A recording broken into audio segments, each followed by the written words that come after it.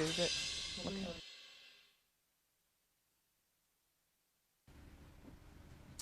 Welcome back and thanks for staying right here. It's been quite a rapid morning today, and we have had lots and lots of things to talk about. From the 7 o'clock hour, we began the conversation. We're letting you know what today, many years ago, signified. And yes, of course, we talked about the Adolf Hitler and Mussolini pact that was signed exactly many years ago on this day. We did talk about, a few other things, and we highlighted some health tips for you to keep you healthy at all times. Moving on from that, we went on to updating you to what the papers are saying today, and that happened at 7:30 a.m. And at 8, we joined the sports studio to keep you updated on sport news globally. Now at 8:30 a.m., we joined Eastern Circle, and this is where we keep you updated on matters of the East. Moving on from that to 9 o'clock, which is why we're seated right here.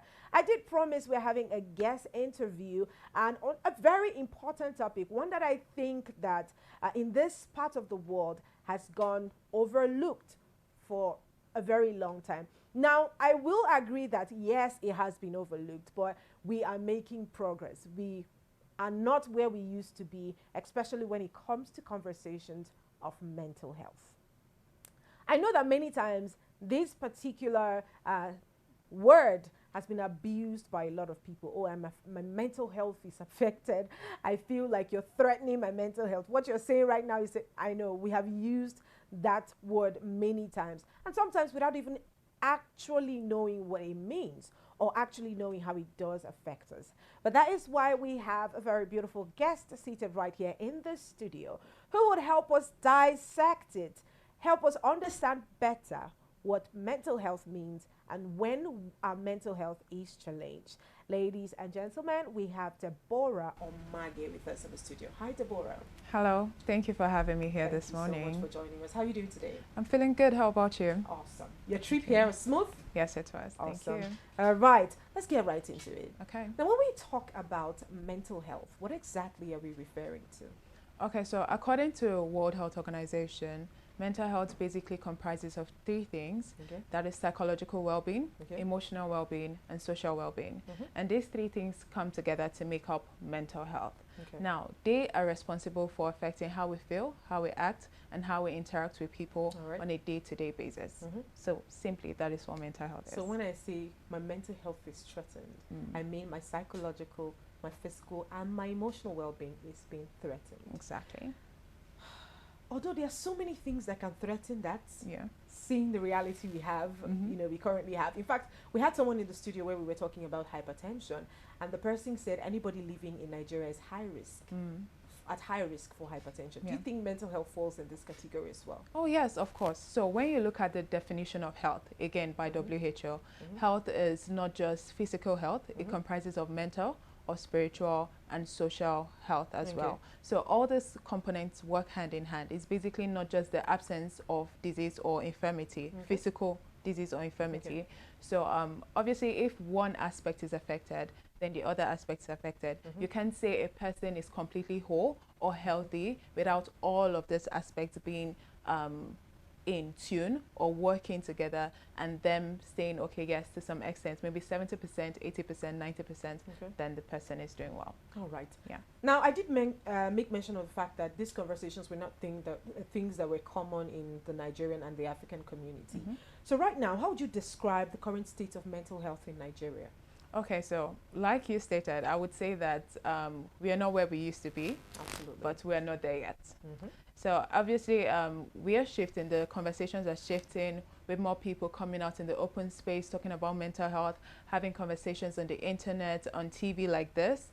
And I would say, yes, we're getting there also with the enactment of the Mental Health Act of 2022. Yeah. So most definitely we're heading somewhere. However, it's still two-faced. In as much as, yes, we're making progress, there's still the aspect of stigma. There's still where people struggle to speak up for a number of reasons, looking at the community where we find ourselves, for example. Yeah. People still very much associate mental health. Once they hear the word mental health, they equate it to madness, whereas it's beyond that. Yeah. You have other conditions. And again, mental health is the state of well-being. So when you Okay. say poor mental health or you say mental instability, Yeah. that's when when you say, okay, someone is not doing well mentally. Okay. Yes. All right. Thank you so much for that one. Now, what are the common mental health issues you see among Nigerians today? Okay. I love to use facts. Okay. So WHO again stated that about 40 million Nigerians are going through one mental health condition or the other. Okay. That's about 20% of the population. All right. And the common ones we see are depression and anxiety, Okay. but it doesn't stop there. Also, we have substance abuse, we have grief and trauma as a result of conflict or being internally displaced. Okay. And also we have, I would say we also have stress-related trauma, when it coming from unemployment, financial instability, and other socioeconomic factors that we just find around ourselves. Okay. Do you think that certain areas are being overlooked, especially when we're talking about some of the current mental illnesses that people experience in Nigeria today? Say, for instance, I was going through like a documentary that talked about grief being one of the major causes of mental instability for people. Do you think that we have overlooked these aspects for a very long time?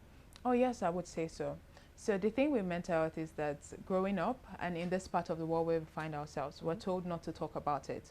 It's almost like a taboo to talk about it in the open space. Yeah. So most definitely, people also just throw around the words when they're going through one mental health condition or the other, because they don't know or they are not totally literate when it comes to mental health. Okay. So yes, sometimes we abuse the words. Let's say, for example, someone is just going through a mild depression or going through anxiety that hasn't even stayed for a long period of time.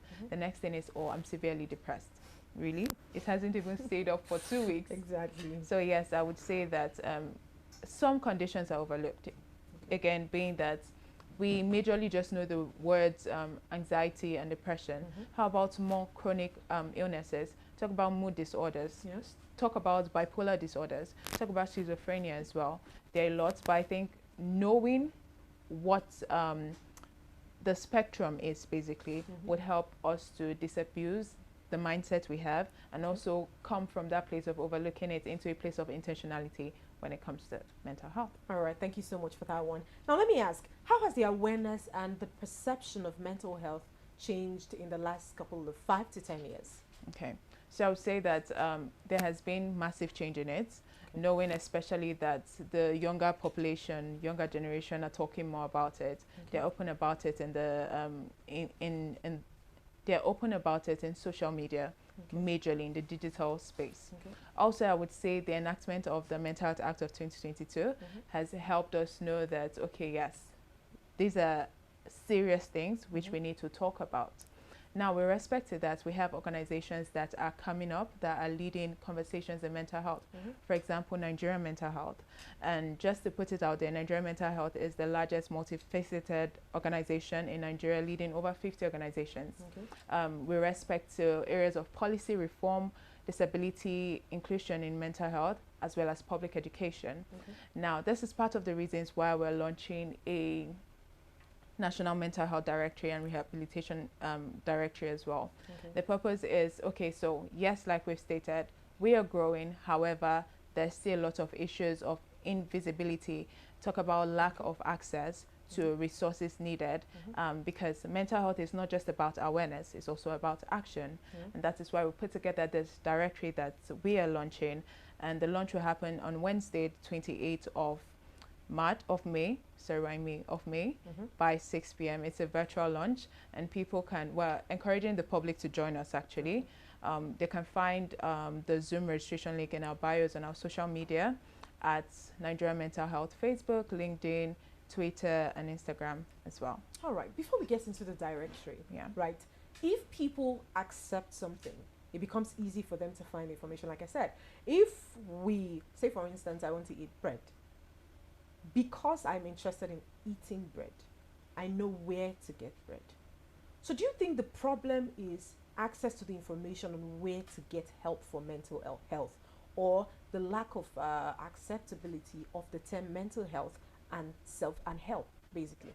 Okay, so I would say it's both ways. Okay. So one, people are still very much coming to terms or accepting the term mental health. Now, even when they know or they have seen and maybe have a bit of awareness about mental health, even when they're struggling themselves, they don't want to talk about it. Why? Because of stigma. Now, stigma doesn't just come from the outside community. There's also self-stigma. Yeah. Okay, realize you need this help, but you're not willing to open up or speak up about it. So yes, it's a two-way thing. One is the environment, and two is the fact that people don't know where exactly to go for help, especially in terms of in-person help. Okay. So there sometimes we find helplines. Again, Nigeria Mental Health have helplines on our website at Nigeria Mental Health, where people could just call in case, oh, they don't want to go in person, they want to remain anonymous, and they could call. But on the other hand, there are certain cases where people need in-person support, Yeah. but they don't know where to go to. One, Okay. because some of these organizations themselves, they have stigmatized their own selves, so they don't want to put up signposts or have signboards that say this is where they're at, or this is how people can locate them. And sometimes even if they're out there, there's very much outdated information about them, so people can't have up-to-date numbers, or their social media platforms are no longer working because, again, the stigma is there, the services are there, but people are not assessing it. So they may feel discouraged and wonder, why should we continue? All right. So what is the mental health organization in general, Mental Health of Nigeria, and all of these organizations springing up to help push forward this? What have your advocacy towards this been so far, and what has it yielded? Okay, so far, first of all, one of the advocacy that we've been on for a long time is the pushing of the act of the Mental Health Act of 2022, which is now law in Nigeria. Secondly, we will say the Suicide Prevention Bill. Now, we're one of the few countries who have pushed for this, and we're currently in the second, we just passed the first reading of it in February, and we're pushing for a second reading now. Now, in terms of making access available to people, we also have this directory. Part of what inspired it, and in line with other organizations as well, and not just us, is the fact that sometime earlier this year, an actress reached out for help. She saw someone in need of help, but she didn't know where to take the person to for in-person help. Yes, a lot of people tagged Nigeria Mental Health. That's a testament to the work we're doing. People see us, people recognize what we do. And even with that, yes, we're able to provide some helplines, but in-person support, it was almost impossible to do that. So that's inspired part of this, which is in line with making help accessible for more people. Now, apart from this, another thing we're pushing for is the Suicide Not Crime. Now, on campaign. So on its own, suicide is still very much a crime in Nigeria. Now, suicide is suicidality or suicidal ideation is part of the mental challenges which we have. Now, it doesn't just come up on its own. It probably stems from things like depression, from anxiety, before someone comes to the point of saying, you know what, I think I'm done. I think I just want to end it all. And so, for that reason, we've been pushing for Suicide Not Crime campaign, trying to decriminalize suicide in Nigeria. And it's just part of our efforts altogether, which so far so good. We've had over 8,000 people sign the petition for it. Yes, so these are just a few of the things that we've been doing to ensure that mental health is more accessible, as well as we're coming up there in that space and not just being behind. Okay, let me just ask, out of curiosity, Okay. The Suicide Not Crime Act that you're pushing, mental health organizations are pushing to be signed. Don't you think if there's an act that prohibits people from committing the crime, it would deter them, and it will serve as a deterrent, by the way, and it will reduce the numbers of people that commit this crime? Because the truth is, Nigeria has never been a place where people commit suicide.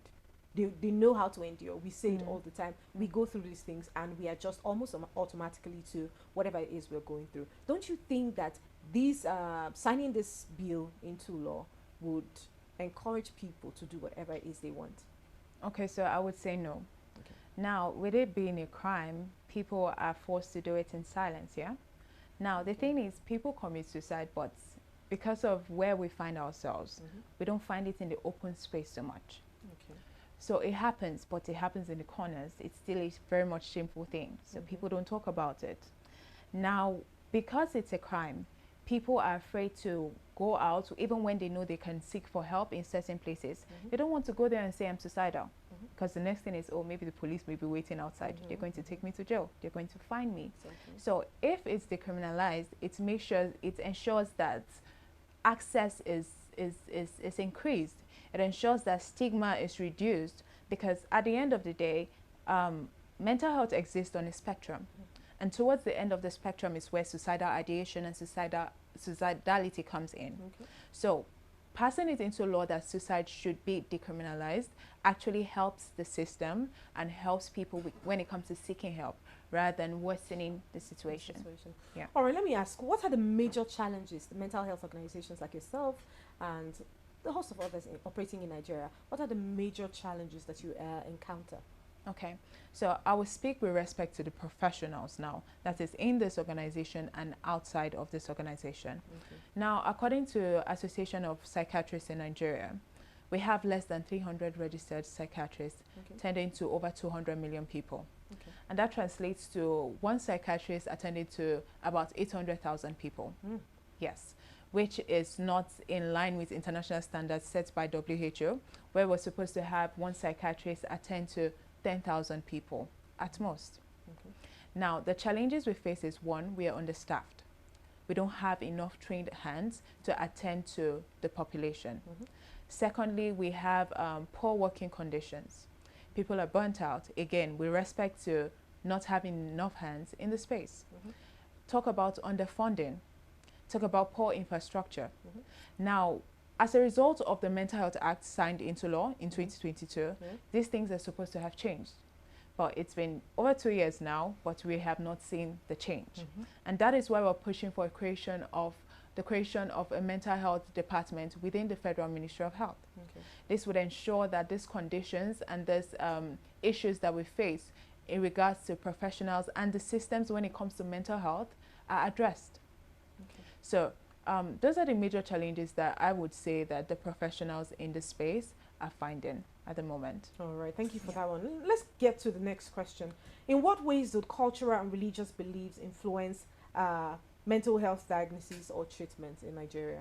Okay, so it affects it in the positive light as well as the negative light, Okay. because in Nigeria and in Africa at large, we're very much close to our spirituality. Mm. So we go there for hope. Mm-hmm. We believe in the shepherds that are put ahead of us, either the pastors or talk about the imams and all of that. Mm-hmm. So it helps. But in another light, at the same time, when sometimes people go to their religious leaders Mm-hmm. or their religious communities talking about their mental health, Mm-hmm. it may come off as they don't pray enough. Yeah. They're not spiritual enough. Mm-hmm. Or God is punishing them for something that they've done. It's a crazy thing altogether. So I would say that the faith landscape altogether helps the situation. It helps people come closer in terms of, again, people may not want to look for secular help, but when they're in comfort of where they go to or where they go to for spiritual well-being, they can get the help that they need there. Okay. But in another light, they may be stigmatized for it.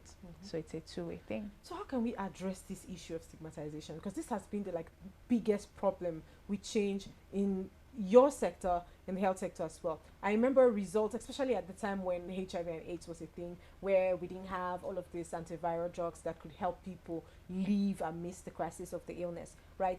The major problem that those people faced in that sector would be stigmatization, because a lot of people were dying from it because they were not opening up to speak about it. And so the mortality rates for people who were down with HIV and AIDS and tuberculosis even was on a high rise, and that was because of stigma. And we're still facing this. We face stigma literally in every single aspect and every single. How do you think we can completely dead the issue of stigma? Okay, so I would say the issue of stigma is not something we can completely erase. However, it's a continuous thing. Okay. Knowing that we have the older generation, we have our current generation, we have the younger generation coming up as well. Yeah. So I would say community-based practice as well is one major way. Okay. That is, for one, taking mental health awareness, that is education, as well as the services up to the grassroots level.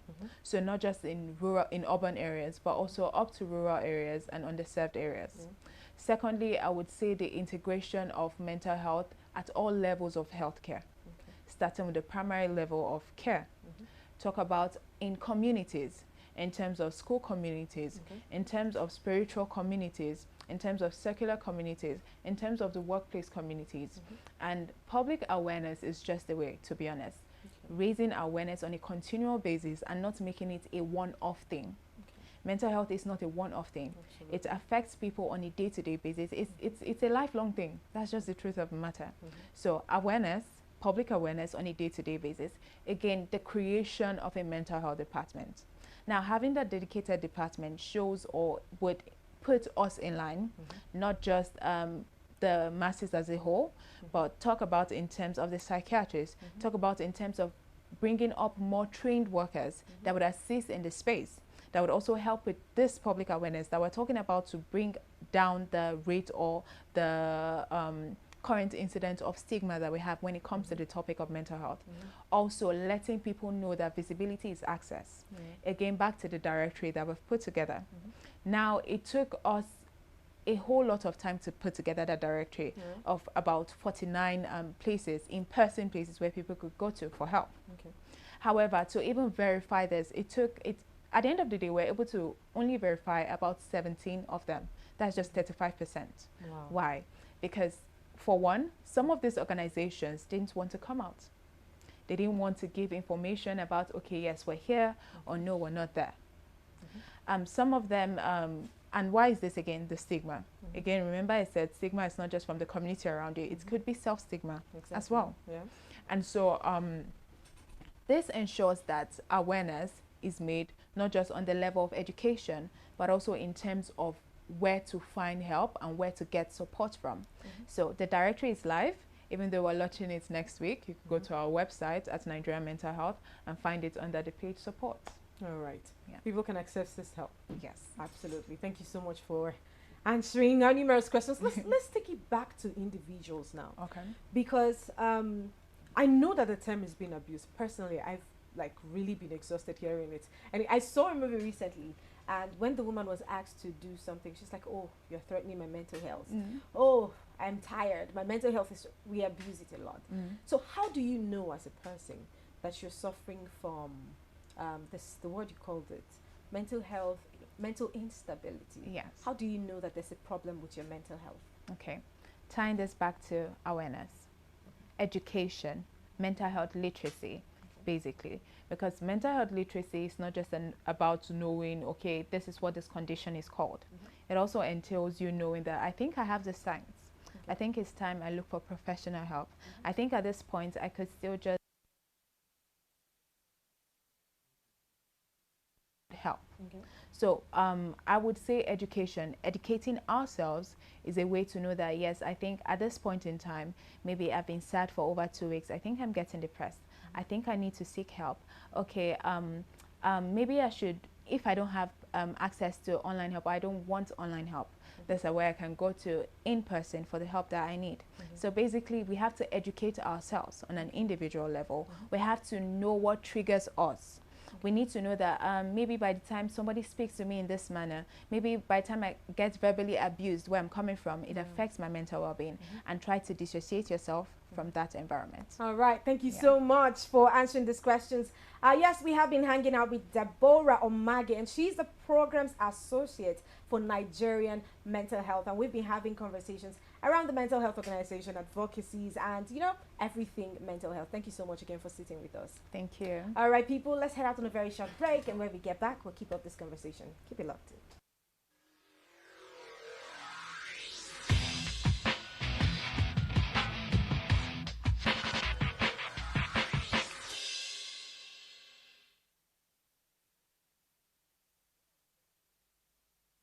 From the heart of Africa, where dreams are born and passion is boundless, a new wave of talent rises.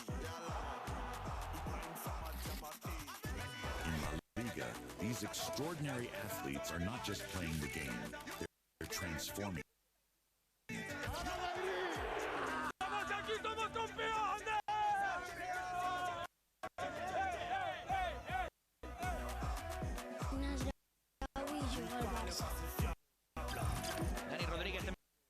Chasing, it's Lamine Yamal. What a magnificent goal that is! They shine on the world stage. Watch as they redefine football, inspire millions, and make history. La Liga, where dreams become reality. Magic has hit your imagination of TV. A brand new sundial with StarTimes inbuilt technology. New TV innovation with an inbuilt decoder that connects you to both StarTimes antenna and satellite signal. StarTimes sundial TV, you can enjoy over 300 local and international channels, 1 month StarTimes highest bouquet for free, automatic system update. More benefits, more affordable. StarTimes Sundial TV is available in all StarTimes branches and dealers countrywide. StarTimes Inside, entertainment inbuilt. This world is not my home. The family of Ukiago in Umuahia North Local Government Area, Abia State, announces the transition into higher glory of Elder Chinyere Margaret Ukiago Mama Konak, who died at the age of 76 years. There will be service of songs at Winners Chapel, Mboba Branch, Port Harcourt on the 23rd of May, 2025. Diamond Hall, A-Class Park and Event Center, Kashim Ibrahim Way, Maitama, Abuja on the 30th of May. And service of songs and wake at Afugiri Primary School, Umuahia on the 4th of June, 2025, all at 5 p.m. Burial takes place on Saturday, 7th June 2025 at Afugiri, Umuahia North LGA, Abia State. May her gentle soul rest in peace. Signed, Dr. Ken Ukiago, Honorable National Commissioner, INEC, for the family. Are you missing out on interviews, music, entertainment, thought-provoking discussions, and more? Don't sweat it, man. We've got you covered. No matter where you are, be part of the action 24/7, online and live. Caesar Radio. On Facebook, it's Rapid FM Umuahia. On Instagram, it's Official Rapid FM. And on X, it is Rapid FM 965. Tune in to Rapid 96.5 FM or listen to us live on our website at www.rapidfm965.com or radiogarden.com. Better yet, get our mobile app from the Google Play Store. Catch the pulse of the Southeast on Rapid 96.5 FM, the sound of your city. Hey, Oyana, Official Radio.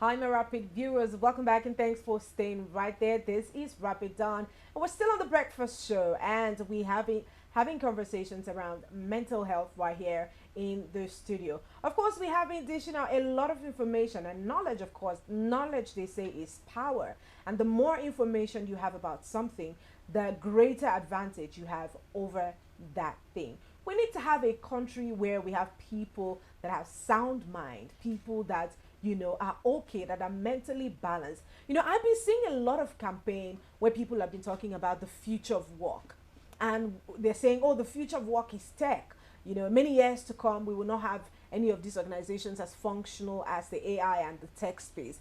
And I'm like, one of the major areas that we have forgotten to talk about is the mental stability of the people that we expect to push this work forward.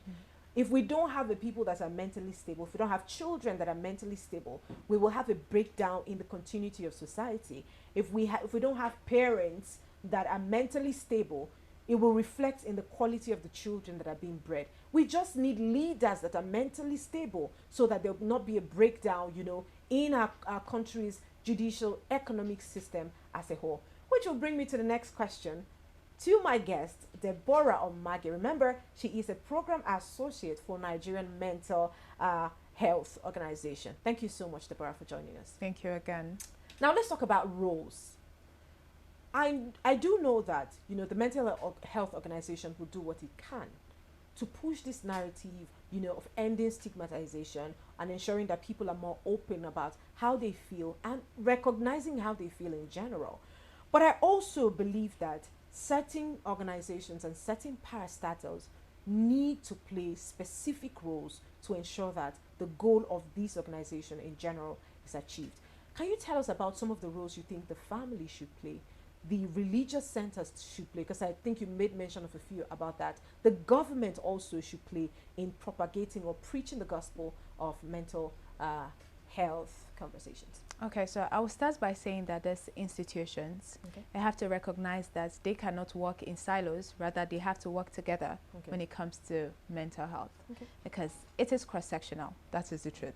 Mental health appears in not just one area of life, but in all areas of our lives. So when you talk about roles, starting with parents, parents need to be open about the topic of mental health altogether. Sadly, some of them don't want to hear about it altogether. Or it would be, what have you gone through in life that you're saying you have mental health issue as young as you are? So some of our parents or the older generation, they are not well educated on the topic of mental health. Now, where can they get educated about it? One place where we find them most times is in religious houses and talk about these religious institutions teaching mental health in their space. So now I'm mentioning the role of the parents learning about it and that of the religious institution making room to teach about it, faith-based mental health and general mental health.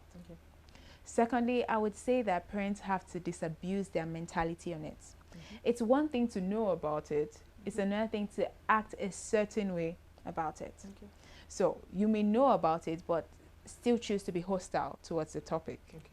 So they have to disabuse the mentality they have towards mental health. They need to be more observant when it comes to their children. I remember some time ago, just maybe a few weeks ago, I read in the news, on a newspaper, a woman stated how her son had committed suicide. And she said, if only she had known the signs and symptoms. So parents need to be educated about it. They need to observe, oh, my child used to be outgoing before now, and all of a sudden they're very much shredded in one corner. They don't talk as often as they used to. They don't eat as often as they used to. They have become very much forgetful. So parents need to be observant. They need to know the signs and symptoms. They need to disabuse their mentality, and they need to be open to learn about the topic. They also need to know where help can be gotten from. Beyond knowing signs and symptoms, it's one thing to know or say, yes, this is awareness. It's another thing to know where exactly to go to for help. When it comes to the religious institutions, they need to be open to bring these topics into the religious houses. It's not enough for the leaders specifically to say, okay, yes, we know, but I'm not sure we want to take it to them. I'm not sure we want to talk about it. They should talk about it. So they have that role to play, because people in this part of the world, in Nigeria, are very much tied to their religion. So the religious houses are points at which people can learn about it. Now, to the government, they've done a great job with passing the Mental Health Act of 2022. What's left is implementation. As always. Yes, we need to implement it. We need to take mental health to the grassroots levels. We need to take it to the point of primary health care. We need to bring it up from that level, in fact, into all areas of health, not just health, in the economy altogether. Talk about workplaces, talk about schools. there are low or cost-effective ways of bringing mental health into all these areas, which is through education. They need to create the mental health department, which we talked about, because now it doesn't just leave mental health to be floating in different areas. It shows that yes, we're dedicated to this. People can come to this for in terms of data, in terms of management, in terms of ensuring quality assurance in the services that are provided for people. Because mental health is not just education, it's not just advocacy, it is also support. Exactly. Yeah. Thank you so much for that answer. Now, it took me too many. I feel like I've exhausted. I've drilled you a lot today, but I mean, these conversations are super important because if we don't talk about it, then we cannot claim, or if we don't work towards changing it, then we cannot claim that it hasn't changed at all. Now, how do you think our personal choices can help to balance our mental state, our life choices? Because there have been claims that lifestyle choices also can be a reason for the deteriorating mental state of a lot of Nigerians. Because again, the numbers didn't used to be this high. We didn't used to have a lot of people talk about mental health. Now, it's one of two things. It's either people were not aware of it, and now that we're aware of it, the conversation starting to erupt in public spaces, or people are still not willing to be open about it. So how do you think we can address these issues? Okay, so first of all, I would say that one reason there is a rise is because of the economic situation with which we find ourselves. So you cannot totally blame individuals for not taking care of their mental health or waiting up to the point of deterioration when it comes to their mental health.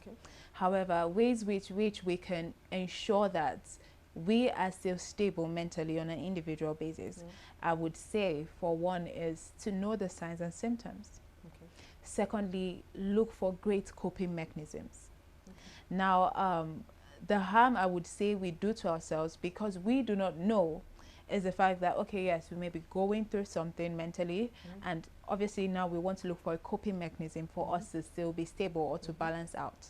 Now, instead of going for healthy coping mechanisms like probably taking a walk, starting therapy, doing journaling, taking on exercise beyond just walk, I mean, there are various kinds of exercise, we turn to negative coping mechanisms.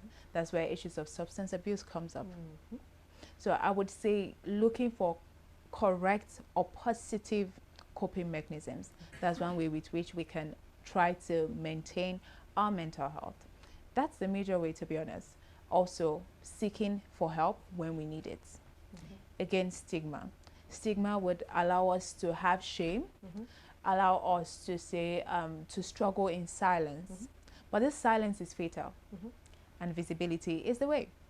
Visibility is access. Now, again, the directory we've put together is a great resource. The helplines we have is a great resource. Now, people can say, you know what, I think I'm struggling. I think I need help. Whether in person or you want to remain anonymous, the help is available. Because we need to know that there is no shame in seeking help. Exactly. The same way when you're physically ill, obviously we would not wait there and just die. We know that, I think I'm not doing great. I think I need to step out. I think I need to go to the hospital for help. Same thing with mental health. When it comes to our mental health, we should be able to say, at this point in time, I think I need to go out. I need to step out. I need to call someone to talk about it. I need to talk to a professional about it. I need to look for a support group where I can belong to, where I don't feel shame to talk about my mental health. So in case you're in need of mental health services, in case you're in need of a support group, you could always go to Nigeria Mental Health, our website, under the page support, where we have helplines. Some of them run for 24 hours and some of them have specific times with which they operate. Secondly, we have the directory. Over 49 centers have been put there. You can search by location, by states, by the services that they provide, and even the time which they open. Some of them run for 24 hours, some run on specific days. You should seek for help. There is no shame in looking for help. And again, we invite you to the launch of the National Mental Health Directory on the 28th Wednesday of May by 6 p.m. It's virtual. You can sign up for it using our social media handles, the link in our bio at Nigeria Mental Health. There you can learn more about taking care of yourself personally and also looking for help when needed. Thank you. All right, thank you very much again. Now, it takes me to my very last question for you today. One of the reasons also that I think we have ignored, people don't try to access this help, is costs. Therapy is expensive in Nigeria. Yeah. And they'll tell you, for me to pay that money, let me talk to Jesus, because I think that's cheaper. And seeing as this is a conversation we're trying to make people open about, don't you think that the service should be a lot more affordable so that people can now walk in? Or are they even free, if at all? Okay, I agree with you. Some paid services are over the rooftop, expensive. On the other hand, we have free services.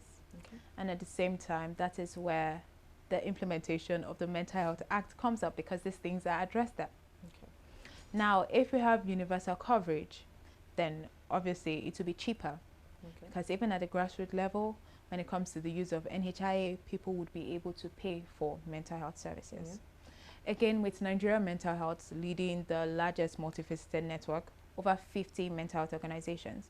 We have NGOs amongst us that provide free services. We have NGOs that provide services at subsidized rates. And sometimes may also be able to vouch for other people, say, okay, you know what, go here, we'll be able to provide the services. We link people to the services that they need, whether they're able to afford the most expensive or the cheapest, or they just need free services. Yes, we're there. All right, it's your choice. The ball is in your court. You can decide to opt for the free services, because I know a lot of us will be, as long as it's free, it cannot be quality. But I mean, that's not always the case. Sometimes it's free because some organizations want more people to have conversations about these things and more people to be open to receiving help when, as and when due. And now this is a call to every single one of us as individuals. I know that, you know, we try to hinge these on organizations, mental health organizations, on the federal government, on different bodies, but I always narrow it down to what we can do as individuals.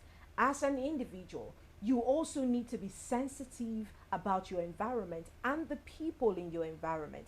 There might be someone struggling in one way or another with their mental health.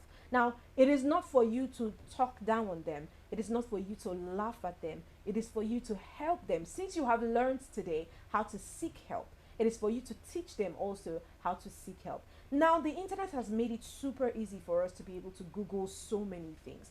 Just go again, read about mental health, know exactly what you should and shouldn't be doing, how you can cope, because I think that's one of the most important things, how you can cope. And anything that threatens your mental health, it is important for you to either have a conversation, if it is with a person, if it is a lifestyle, you should try to throw that out the bin. And if it is with an environment, you should probably try to change that environment so that you can preserve your sanity and ensure that your mental stability is priority to you. Thank you so much again for joining us in the studio.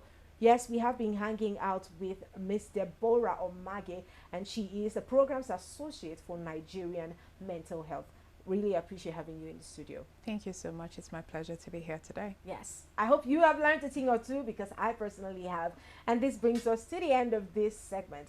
Of course, we have a couple of reports that we will bring to you before we close out the show. Keep it locked in.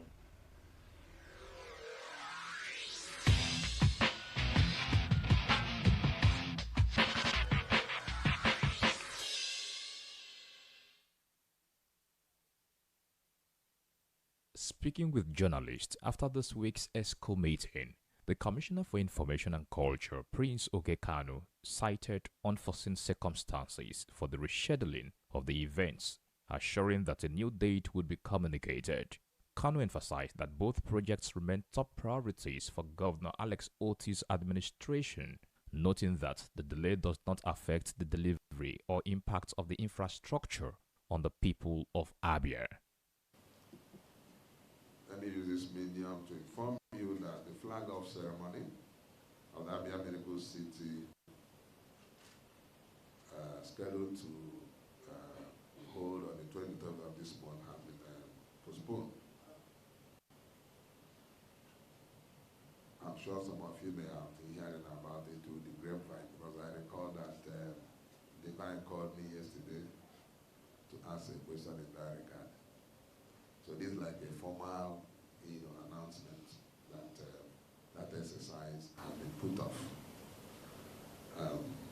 Recall that Mr. President, Senator Bola Ahmed Tinubu was to be on hand to flag off that project.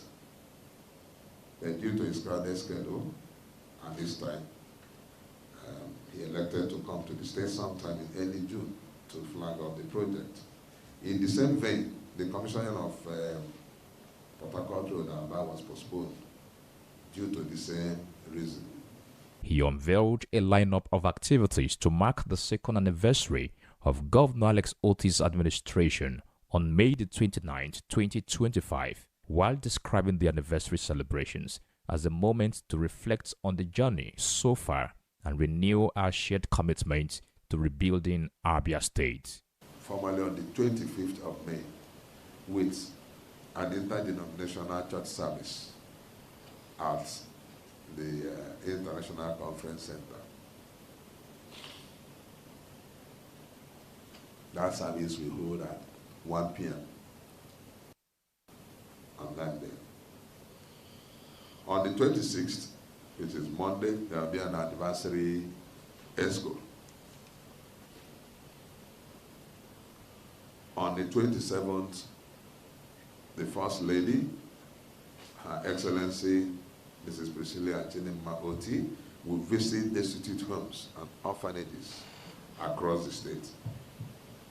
Incidentally, that is also the day we celebrate children across the country, the day we refer to as Children's Day. In the same vein, His Excellency, the Executive Governor of the state, Dr. Lex Oti, OFR, will be on hand to celebrate with the children, during which he will take the traditional salute and the march past mounted by children.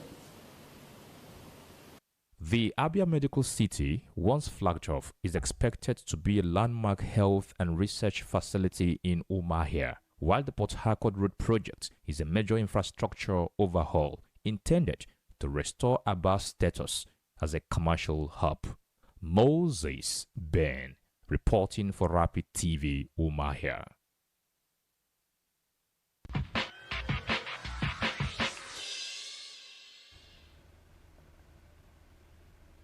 Thank you so much, Moses, for that report. Abia State be doing the most with development, infrastructurally, and honestly, we're here for it.